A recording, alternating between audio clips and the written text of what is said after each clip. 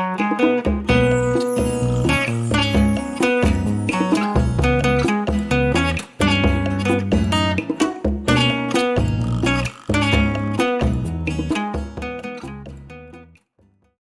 and welcome to the Russian Nuclear Education Ambassadors podcast series.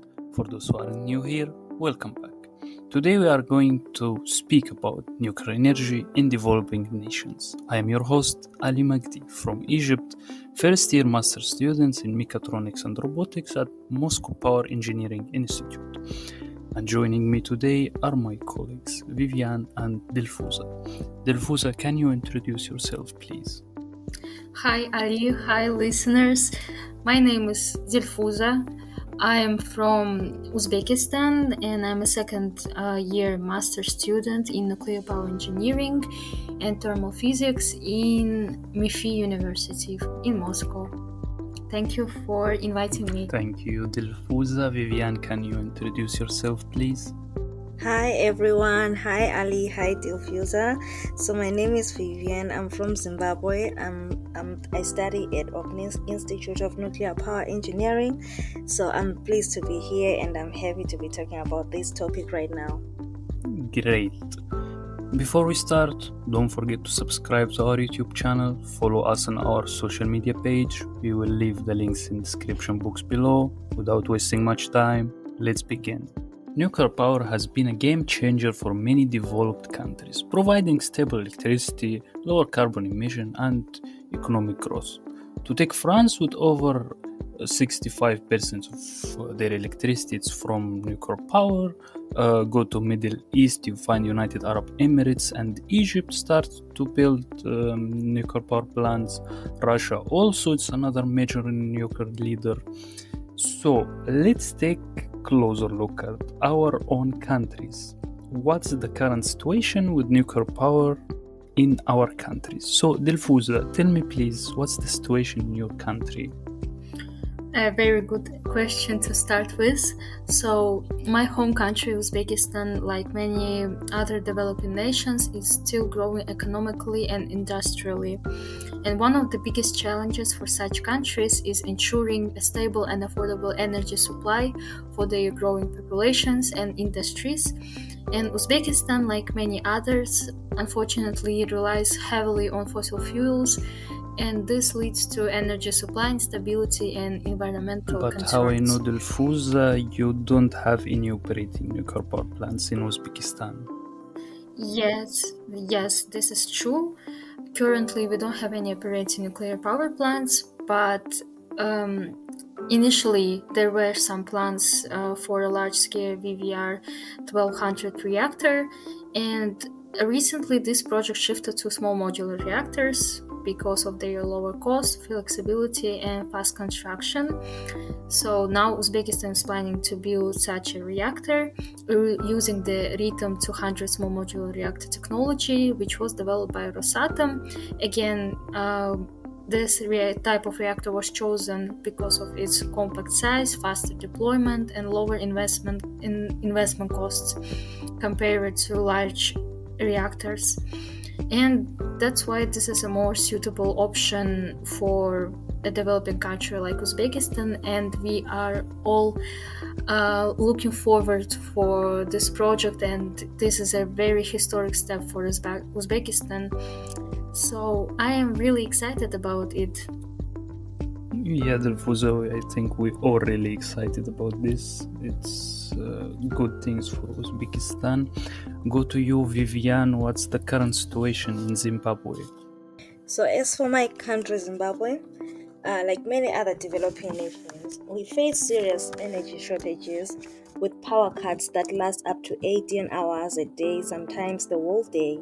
And to address this situation, the government has been exploring nuclear energy as a long-term solution for energy security and also economic growth. So currently, Zimbabwe does not have any nuclear power plants, but already there are some steps that have been taken towards developing our own nuclear sector. Like for example, in July 2023, Zimbabwe signed an agreement with Russia's Rosatom that was to collaborate on nuclear technology, focusing mainly on safety, research, and future energy production. But additionally, the country has been also been working with the IAEA to establish regulatory frameworks with an IAEA delegation that is expected to visit in early 2025, I think around April or so. And to support these efforts, we have been studying training specialists in the nuclear science with students that go to study abroad, for example, me here, so that we are able to build expertise needed for future projects. So our goal is to increase the power generation to at least 4,000 megawatts by 2035, with SMRs being considered because they have lower cost and they are also faster to deploy. So both Uzbekistan and Zimbabwe see nuclear energy as a way to secure stable energy and reduce reliance on fuels. But beyond that, nuclear power also brings long-term benefits like creating skilled jobs, new technological advancements, and energy, of course. But like with all these advantages, there is one question: what's holding these countries back? What are the biggest challenges for countries to start their nuclear power project? Yeah, I love this question. So, because it does make sense for us to be having many NPPs right now. However, as a country, we face a lot of challenges, and one of the biggest challenges is financing. So, nuclear power plants they require lots of money, like billions of dollars, and most of developing nations don't really have that kind of funding. For example, if we look at Bangladesh, the Rapal nuclear power plant, it was only possible after massive loans and foreign assistance. Then there is also infrastructure. Many countries they simply don't have the power grids that are ready for nuclear energy. Like if we look at Namibia, for example, it is rich in uranium, but it exports it instead of using it because its grid isn't developed enough to support nuclear power. So it's same goes for Zimbabwe. In my home country, the challenge is even greater. Beyond financial constraints, economic instability, and lack of local expertise, it makes developing a nuclear program like a bit difficult. So while nuclear power has a huge potential, these barriers, high cost, weak infrastructure, and lack of expertise, they make it hard for us to develop such kind of technology. I don't know what you think, Dilfuza. I completely agree with you on all of the points that you mentioned. And yes, of course, firstly, the cost. Even with SMRs, nuclear projects require massive upfront investment, which is tough for developing economies to secure. And implementing nuclear power in developing countries involves more than just the cost of building the power plant itself. There are also significant expenses throughout the nuclear fuel cycle.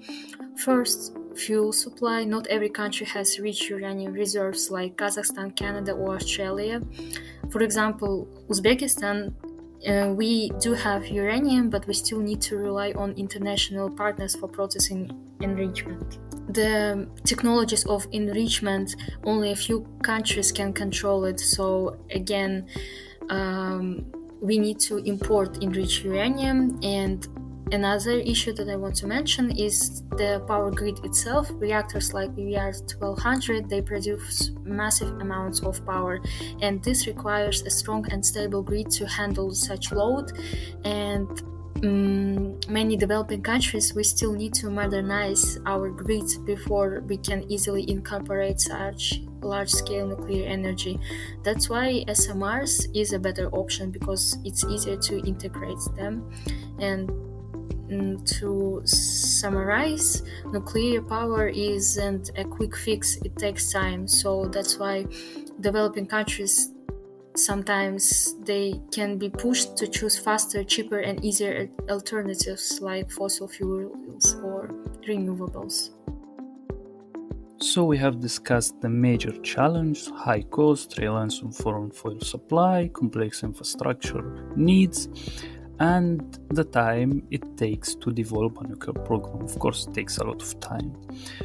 But for countries that still struggle with unrenewable power grids and infrastructure gaps, does it even make sense to invest in nuclear energy now? Shouldn't they focus on fixing the basics, like something as complex as nuclear power? It's not easy. And for this question, I ask Delfuza, please, what do you think? I think that this issue is quite controversial because, as I said, I do think that for nuclear power to be effective, a country needs a strong, stable power grid first. Because if such grid can handle that load, it can lead to instability and blackouts rather than solving energy shortages. In Uzbekistan, for example, grid modernization is happening alongside nuclear development, but it's still a challenge because many developing countries, including Uzbekistan, have aging transmission lines, inefficient distribution systems, and high electricity loss. And nuclear power alone will not fix that. So, without a stable grid, even the most advanced reactor will not be fully efficient. That's why we have to focus on reinforcing transmission networks, integrate smart grid technologies, and this we have to do before going to nuclear power. Otherwise, we just risk building expensive power plants and our energy infrastructure, will not be able to support such power plants. That's great. And Vivian, what do you think? Yeah, I see your good points that you're making, and I see the point about grid stability, Dilfuza. But I don't think it means that nuclear energy should be put on hold. A well planned nuclear project can actually drive grid modernization rather than we waiting for it. Like, for example, if we take SMRs, they produce smaller amounts of power, making them much easier to integrate into weaker grids. So it means that they can be deployed in phases, helping to stabilize the system while the grid is being upgraded. And also, in many developing countries, we have already invested in large scale energy projects, for example, hydro, and we also have thermal power, we also have coal, even when our grids are not so perfect. So, nuclear should be not different. We should not treat it as if it's something different. If we wait until everything is perfect, we might never start at all. So, instead, what I think is countries should maybe approach nuclear development and grid modernization as parallel efforts, ensuring that maybe when the first reactors are ready, the grid is also prepared to handle them. Well, SMRs are often seen as safer and more flexible to large scale reactors. What's interesting is that they are not limited to land based deployment. Some designs are being adapted for offshore use as well, like giving challenges many developing countries face with land availability, cooling water access, and grid stability. Could offshore nuclear power plants be a solution? What are their advantages and what, of course, risks should be considered? Delfuza, what's your opinion? I'm really glad, Ali, that you asked about offshore MPPs because they have major advantages. They are mobile, modular, and factory built, so it makes them easier to transport than large land-based reactors, and they can bring power to remote areas, islands, and offshore industries. And excellent example is Russia's academic Lomonosov, which transfers energy to Arctic regions, and similar models they can help coastal countries like Indonesia or Bangladesh. And also such reactors they use seawater for cooling. Such power plants they use seawater for cooling, reducing freshwater demand, and but challenges include storms, corrosion from salt water, and public concern. Such challenges they can be like a disadvantage of such offshores, but so yes, they are not perfect, but they are a very interesting and efficient solution for coastal nations. So, guys, we have talked a lot about the challenge of nuclear power, but let's look at the bigger picture: energy security and sustainability. So, how important is it for developing countries to achieve energy security, and why is nuclear power is a good option for both reducing carbon emission and ensuring long-term energy stability? Vivian, what's your opinion? That's a very interesting question. So, the best way that I can think of to put this is that most developing nations, they still rely on fossil fuels, particularly coal and natural gas. So while these fuels may seem convenient, they are actually unsustainable, they are polluting, and they make the country depend on imports. Like, for example, in Zimbabwe, power shortages are common because our grid depends on aging coal plants and also hydroelectric power, which struggles during droughts. Like we see right now, there's climate change. But that's why I think that nuclear is such a strong option. Unlike coal, it produces zero emissions. Unlike solar and wind, it's not dependent on the weather. And unlike gas and oil, it reduces reliance on foreign suppliers. So if developing countries want real energy independence, maybe we need a balanced mix. Not only nuclear power, but making nuclear as one of the few options that can provide clean and yet stable power for decades. So it's clear that nuclear is the way forward, but we also discussed major challenges like cost, infrastructure, and public perception, of course, because not all the people like accepting the nuclear power. So, what strategies or policies could help developing nations successfully integrate nuclear power into their energy systems? So, Dilfuza, what's your opinion? Thanks for the question. I want to point out two points. So first is financing, which is long-term loans, government support, and international partnerships. Uzbekistan, for example, is working with Rosatom under a build, own, operate model similar to Turkey's Akuyu NPP, and this reduces financial burden on the host country. Another priority is training specialists. The perfect example is the first international branch of our beloved MIFI that is launched in Uzbekistan to train future nuclear engineers. And Uzbekistan is also sending students abroad for nuclear training. Yeah, that is very true. But I would also like to add that nations need regional cooperation. For example, countries that are rich in uranium, for example, Namibia and Niger, could collaborate with those developing nuclear energy countries to create a local supply chains. SMRs are also a practical first step for many countries since they require less capital and infrastructure investment compared to larger reactors. And I also think that maybe energy diversification is another key strategy. If we are combining nuclear with renewables like hydro and solar, it can help us balance out short-term energy needs while transitioning to nuclear. And also public trust is crucial. Clear policies, transparent communication, and safety education will also ensure that we have long-term support from the public for nuclear energy. Alright, guys, so we have covered both the benefits and challenge of the nuclear energy. So let's talk about the near future. What can be done right now? How I know there is countries are already making progress in overcoming nuclear power. Like Uzbekistan has signed agreements with Rosatom and preparing for its first SMR project.